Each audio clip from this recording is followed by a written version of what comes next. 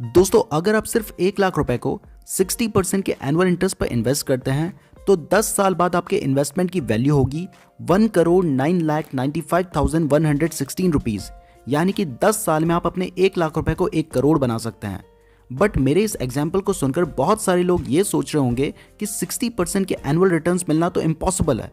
तो मैं मानता हूं कि ये एक्सेप्शनल है, बट इस वीडियो के एंड में मैं आपको कुछ ऐसे स्टॉक्स बताऊंगा जिन्होंने पिछले 10 साल में 60% से भी ज़्यादा के एनुअल रिटर्न्स दिए हैं। तो पूरी वीडियो ज़रूर देखिएगा।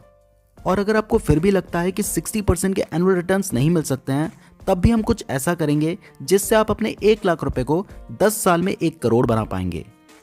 चलिए अब उस एग्जाम्पल को कंटिन्यू करते हैं। तो अगर आपने सिर्फ 1 लाख रुपए 60% के एनुअल इंटरेस्ट पर इन्वेस्ट करे तो 10 साल बाद उनकी वैल्यू होगी 1,09,95,116 रुपीज़। जबकि अगर यही अमाउंट आप 30% के एनुअल इंटरेस्ट पर इन्वेस्ट करते हैं तो 10 साल बाद आपके इन्वेस्टमेंट की वैल्यू होगी सिर्फ 13,78,584 रुपीज़। तो अब सोचने वाली बात यह है कि इंटरेस्ट को आधा करने पर आपका रिजल्ट 10 गुना कम क्यों हो गया। तो इसका जवाब है कंपाउंड इंटरेस्ट, यानी कि इंटरेस्ट के ऊपर इंटरेस्ट। अगर आप इस कंपाउंड इंटरेस्ट को समझ जाते हैं और अपनी लाइफ में अप्लाई करते हैं तो आपको करोड़पति बनने से कोई भी नहीं रोक सकता। नाउ दोस्तों, अब मेरे पास आप सभी लोगों के लिए एक ऑफर है। आज मैं आप सभी लोग जो इस ऑफर को एक्सेप्ट करते हैं उन्हें 1 करोड़ रुपए देने के लिए तैयार हूँ। सभी को मीन सबको 1-1 करोड़, टोटल 1 करोड़ नहीं। लेकिन बदले में आपने मेरे लिए आज 50 पैसे बचाने हैं, कल 1 रुपए बचाना है, परसों 2 रुपए बचाने हैं, और ऐसा करके 30 दिन बाद जो फाइनल अमाउंट होगा वो आपने मुझे देना है। अगर आपको ये ऑफर एक्सेप्ट है तो अभी कमेंट बॉक्स में यस लिखें, और नहीं है तो नो लिखें। आप चाहें तो सोचने और कमेंट करने के लिए वीडियो को पॉज कर सकते हैं। अगर आपने इस ऑफर को एक्सेप्ट किया है तो 30 दिन बाद आपने मुझे जो फाइनल अमाउंट देना होगा वो है 53,68,70,912 रुपीज़। तो हमने तो सिर्फ 50 पैसे से शुरुआत की थी, लेकिन 30 दिन बाद वो अमाउंट बढ़कर 53 करोड़ से भी ज़्यादा हो गया। इसके पीछे का रीज़न है कंपाउंड इंटरेस्ट।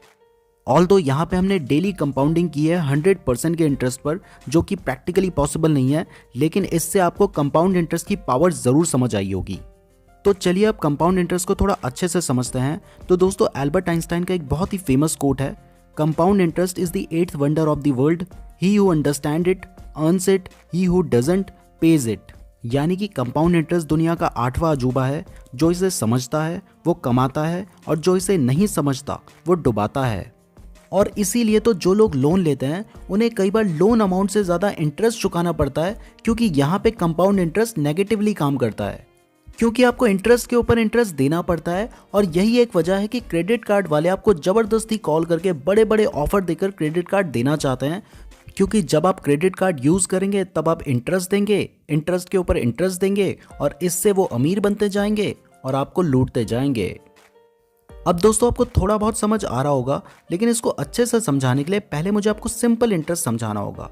तो दोस्तों, सिंपल इंटरेस्ट में आप जो भी पैसे इन्वेस्ट करते हैं आपको उस पर इंटरेस्ट मिलता है, इंटरेस्ट पर इंटरेस्ट नहीं मिलता। एग्जाम्पल, अगर आप 1 लाख रुपए 15% के सिंपल इंटरेस्ट पर इन्वेस्ट करेंगे तो आपको 1 साल बाद 15,000 रुपए का इंटरेस्ट आएगा।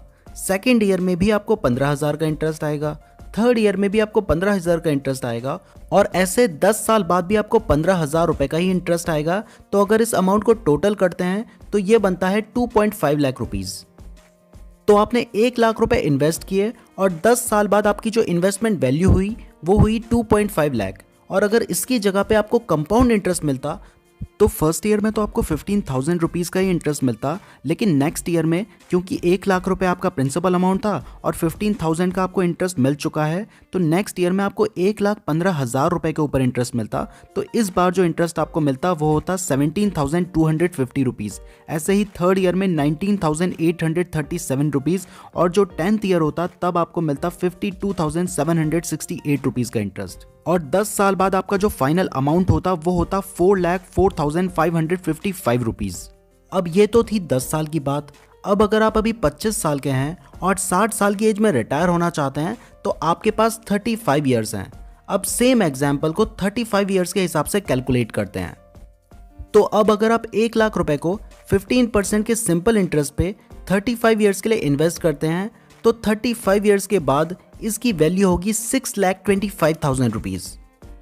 जबकि यहीं अगर आपको कंपाउंड इंटरेस्ट मिलता है तब आपके इन्वेस्टमेंट की वैल्यू होगी 1,33,17,552 रुपीज।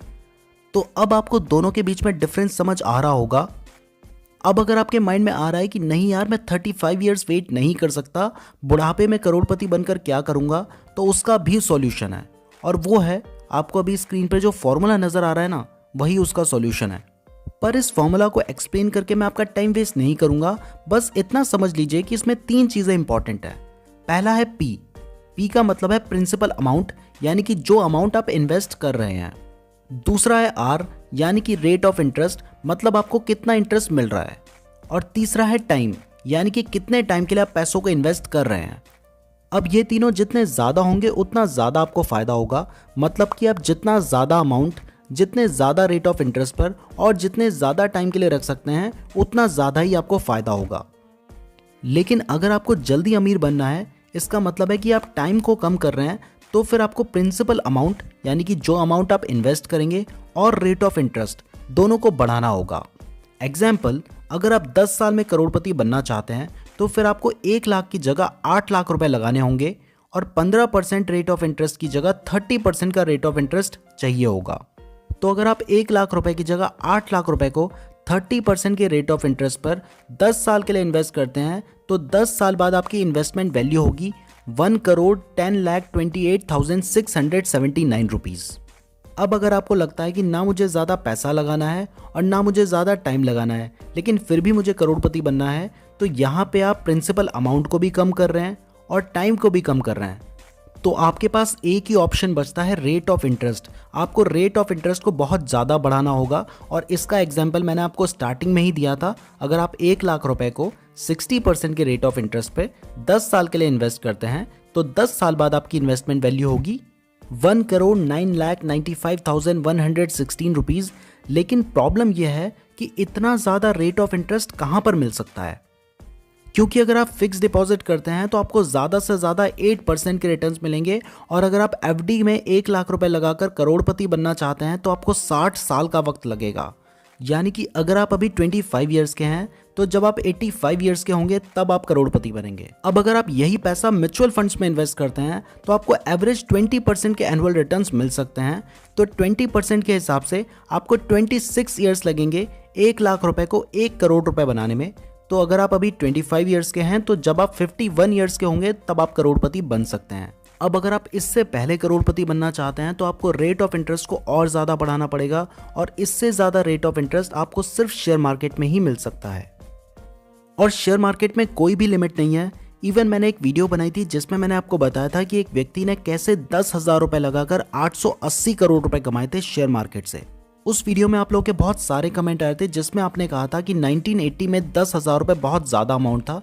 तो कोई बात नहीं, अगर आपने 1000 रुपीज़ भी लगाए होते तब भी वो 88 करोड़ रुपीज़ बन गए होते। अगर आपने 100 रुपीज़ भी लगाए होते तब भी वो 8.8 करोड़ रुपीज़ बन गए होते। तो मेन बात है कि आपको शेयर मार्केट में इन्वेस्टमेंट करनी चाहिए। अब मैं आपको कुछ ऐसे स्टॉक्स बताता हूं जिन्होंने पिछले 10 साल में 60% से ज़्यादा के रिटर्न्स दिए हैं। तो हमारी लिस्ट के 3rd नंबर पर आता है श्री जगदम्बा पॉलीमर्स लिमिटेड। इसने पिछले 10 साल में 68.45% के एवरेज रिटर्न्स दिए हैं। 2nd नंबर पर आता है अवंती फीड्स। इसने पिछले 10 साल में 70.91% के रिटर्न्स दिए हैं। और 1st नंबर पर आता है डेसिफर लैब्स। इसने पिछले 10 साल में 79.44% के एनुअल रिटर्न्स दिए हैं। तो अगर आपने इसमें 1 लाख रुपए लगाए होते तो आज उनकी वैल्यू होती 3,46,09,283 रुपीज़। तो इस तरीके से आप अपने 1 लाख रुपए को 10 साल में 1 करोड़ रुपए से ज़्यादा बना सकते हैं। और ऐसा नहीं कि ये सिर्फ 3 ही स्टॉक्स हैं, इसके अलावा भी बहुत सारे स्टॉक्स हैं जिन्होंने 60% से ज़्यादा के एनुअल रिटर्न्स दिए हैं, और हो सकता है इससे ज़्यादा भी हों। तो दोस्तों, अगर आप कंपाउंड इंटरेस्ट से अमीर बनना चाहते हैं तो आपको 3 चीज़ों का ध्यान रखना है। सबसे पहले तो आप जितना ज़्यादा अमाउंट इन्वेस्ट कर सकते हैं उतना ज़्यादा अमाउंट इन्वेस्ट करें। हाँ, लेकिन लोन लेकर कभी भी इन्वेस्टमेंट ना करें, इससे आप बहुत बड़ी मुसीबत में फंस सकते हैं। दूसरा, आप जितना ज़्यादा रेट ऑफ इंटरेस्ट ले सकते हैं उतना ज़्यादा रेट ऑफ इंटरेस्ट लें। अगर एफडी में डिपॉजिट करेंगे तो बहुत कम मिलता है, 4 से 5% जनरली मिलता है, और ज़्यादा से ज़्यादा 8% का मिलेगा। म्यूचुअल फंड्स में आपको एवरेज 15 से 20% तक मिल सकता है। इससे ज़्यादा आपको सिर्फ शेयर मार्केट में मिल सकता है। और तीसरी बात का जो आपको ध्यान रखना है वो ये है कि जितनी यंग एज में आप इन्वेस्टमेंट शुरू करेंगे उतनी जल्दी आप अमीर बन पाएंगे और उतना ज़्यादा ही आप अमीर बन पाएंगे। तो जितनी जल्दी शुरू कर सकते हैं उतनी जल्दी शुरू करें। तो अगर आप सही तरीके से इन्वेस्टमेंट करते हैं तो आप भी शेयर मार्केट से करोड़पति बन सकते हैं और यही हम अपने इस चैनल पर सिखाते हैं। तो चैनल को ज़रूर सब्सक्राइब कर लीजिएगा और सब्सक्राइब करने से कुछ नहीं होगा। जब तक आप वीडियो को लाइक नहीं करेंगे तब तक यूट्यूब आपको हमारी दोबारा वीडियो दिखाएगा ही नहीं, तो आपको पता ही नहीं चलेगा कि हमारी वीडियो आ गई है। तो वीडियो को लाइक ज़रूर कर दीजिएगा। और अगर आप भी घर बैठे शेयर खरीदना और बेचना चाहते हैं तो इस वीडियो के डिस्क्रिप्शन में मैंने आपको एंजल ब्रोकिंग का लिंक दिया है। आप उस लिंक पर क्लिक करके एंजल ब्रोकिंग में अपना फ्री डीमैट अकाउंट खुलवा सकते हैं। और अगर आप ज़ीरोधा में अकाउंट खुलवाना चाहते हैं तो मैंने उसका लिंक भी डिस्क्रिप्शन पे दिया है। वहाँ पर अकाउंट ओपनिंग चार्जेस 200 रुपीज़ है। तो आप डिस्क्रिप्शन ज़रूर चेक कर लीजिएगा। और एंजल ब्रोकिंग में तो अकाउंट फ्री में खुल रहा है, वहाँ ज़रूर खुलवा लीजिएगा। शेयर मार्केट से रिलेटेड डेली अपडेट्स के लिए आप हमारे टेलीग्राम चैनल को भी ज्वाइन कर सकते हैं, लिंक डिस्क्रिप्शन पे दिया गया है। अगर आपने यहाँ तक वीडियो देखी है तो आप हमारे लिए बहुत ज़्यादा स्पेशल हैं, कमेंट करके ज़रूर बताइएगा। धन्यवाद।